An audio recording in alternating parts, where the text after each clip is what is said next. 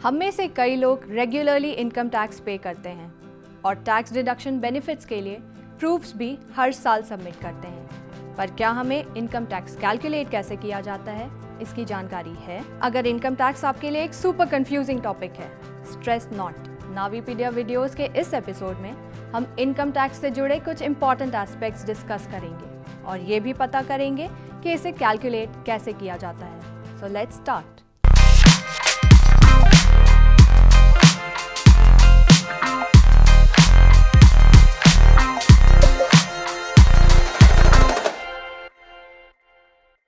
Income tax एक तरह का डायरेक्ट टैक्स है जो गवर्नमेंट अपने सिटीजन्स के इनकम पर लगाती है।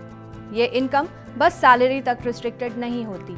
सैलरी के अलावा income tax profit from capital gains, income from house property, income from other sources जैसे कि एफडी, सेविंग्स बैंक अकाउंट के इंटरेस्ट एटसेट्रा पर भी कलेक्ट किया जाता है। इनकम टैक्स गवर्नमेंट के लिए एक बहुत बड़ा सोर्स ऑफ रेवेन्यू होता है जिसे वो infrastructure, health, electricity, education, defence जैसी चीज़ों पर स्पेंड करती है।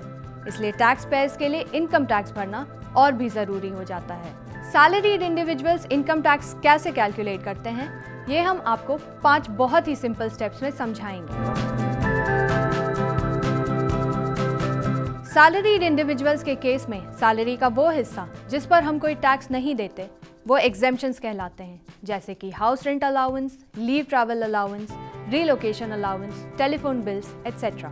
अपने टैक्सेबल इनकम को पता करने के लिए आप अपनी एनुअल ग्रॉस या टोटल सैलरी से HRA और LTA जैसे एग्जेम्पशंस को हटा दीजिए। ये याद रहे कि HRA एग्जेम्पशन आप तभी अवेल कर पाएंगे जब आप एक रेंटेड घर में रहते हैं। अब आपके पास एग्जेम्पशंस को हटाकर जो अमाउंट बचता है उसमें से आप 50,000 रुपए और कम कर सकते हैं। ऐसा इसलिए क्योंकि सैलरीड इंडिविजुअल्स को गवर्नमेंट की तरफ से 50,000 रुपए का स्टैंडर्ड डिडक्शन मिलता है, जिससे वो अपना टैक्सेबल इनकम और कम कर सकते हैं।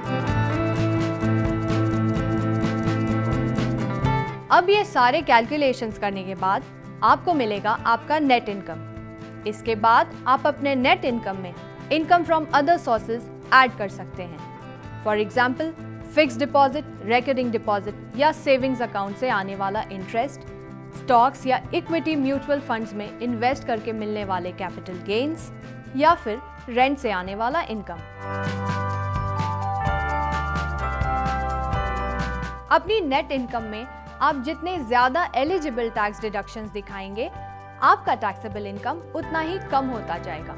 Section 80C of the income tax act 1961 unarguably tax payers के बीच काफी पॉपुलर है, जिसके eligible insurance and investment products में इन्वेस्ट करके आप एक फाइनेंशियल ईयर में 1.5 लाख रुपए तक का टैक्स डिडक्शन बेनिफिट क्लेम कर सकते हैं। इनमें कुछ पॉपुलर ऑप्शंस हैं LIC premium, PPF, EPF, ELSS, SSY, NSC, ULIP etcetera.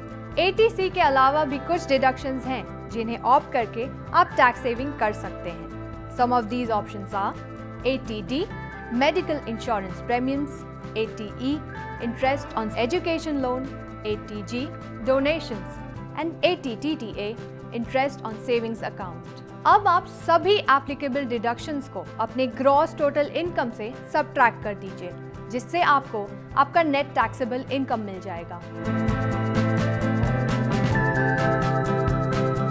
Taxable income को इंडिया में डिफरेंट स्लैब्स के बेसिस पर टैक्स किया जाता है। इससे आपको कितना इनकम टैक्स पे करना है ये पता चल जाएगा। यहाँ एक बात जानना जरूरी है, यूनियन बजट 2020 में गवर्नमेंट ऑफ इंडिया ने ओल्ड टैक्स रेजीम के साथ एक नया टैक्स रेजीम भी इंट्रोड्यूस किया था। हम में से बहुत लोगों को ये कंफ्यूजन है कि हमें ओल्ड टैक्स रेजीम के साथ जाना चाहिए या न्यू रेजीम चूज करना चाहिए। ये पूरी तरह से एक इंडिविजुअल के इनकम, टैक्स स्लैब्स और टैक्स सेविंग मेजर्स पर डिपेंड करता है। पर फिर भी मैं आपके सामने इन दोनों ही सिस्टम्स की डिटेल शेयर करूंगी ताकि आप सही डिसीजन ले पाएं। ओल्ड टैक्स रेजीम के अंडर आपको करीब 70 एग्जेम्पशंस और डिडक्शंस क्लेम करने की आज़ादी मिलती है, जिनमें से कुछ ऑप्शंस की बात हमने पहले की है। पर न्यू टैक्स रेजीम में आप इतने ज़्यादा डिडक्शंस और एग्जेम्पशंस क्लेम नहीं कर पाएंगे। ओल्ड टैक्स रेजिम में जहां आप नेट टैक्सेबल इनकम पर टैक्स भरते हैं, वहीं न्यू टैक्स रेजिम में आप ग्रॉस टोटल इनकम पर टैक्स भरते हैं। ओल्ड रेजिम में 4 मेन टैक्स स्लैब्स होते हैं और हायर टैक्स रेट्स भी। वहीं न्यू टैक्स रेजिम में 7 टैक्स स्लैब्स होते हैं और कम रेट्स पर टैक्स पे करने का बेनिफिट मिलता है। इस टेबल को देखकर आपको इन रेट्स के बारे में पता चल जाएगा।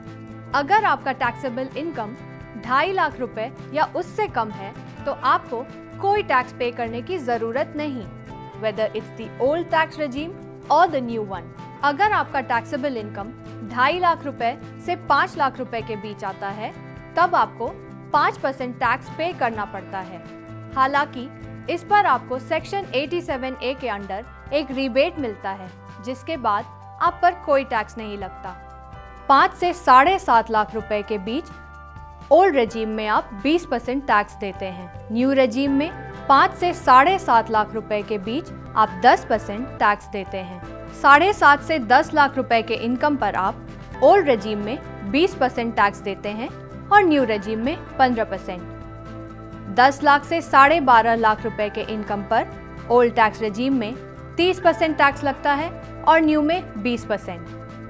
12.5 से 15 लाख रुपए पर आपको ओल्ड रेजिम में 30% और न्यू रेजिम में 25% टैक्स लगता है और 15 लाख रुपए से ऊपर के टैक्सेबल इनकम पर आपको 30% टैक्स पे करना होता है।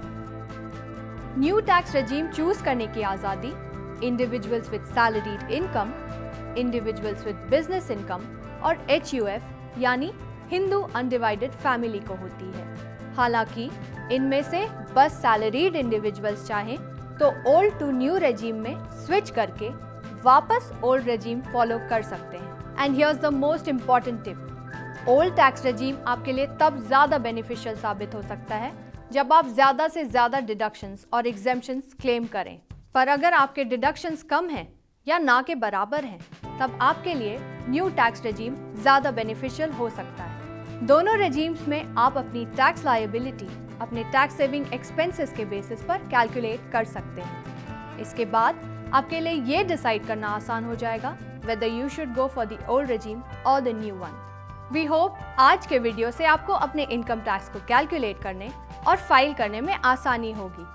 अगर आपको ये वीडियो अच्छा लगा तो इसे ज़रूर लाइक करिएगा।